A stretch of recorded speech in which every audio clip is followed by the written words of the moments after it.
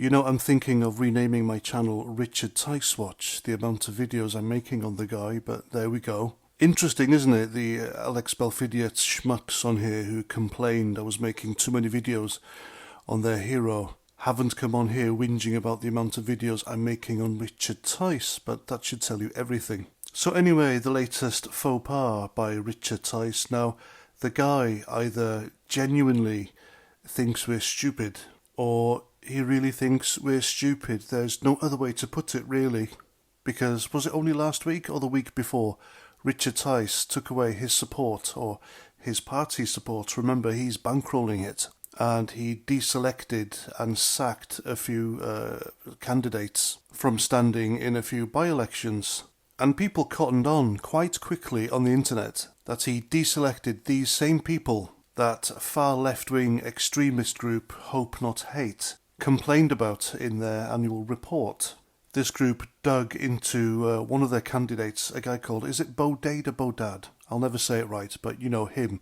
He made the jokes about the Scots, which were jokes, by the way. They were tongue-in-cheek, and they were quotes from the film Braveheart. And they were written a long time ago, but they dug into this guy's past, into his Twitter account, found them, published them, and called him xenophobic for it. And the same goes for the other, now former Reform Party candidates, and Richard Tice sacked them, effectively.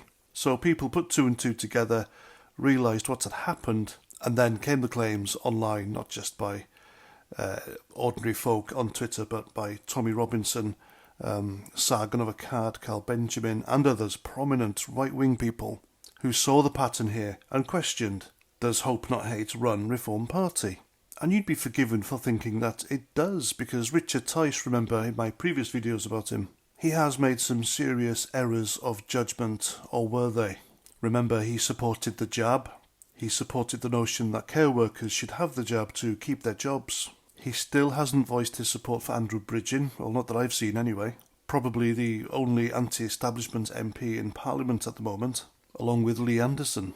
And then there was that trip to the Ukraine to deliver medical supplies to the Ukrainian army. And he even went on to, was it GB News or Talk TV?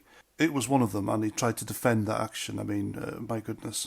So anyway, not long after sacking these candidates, he then retweeted this by Douglas Murray.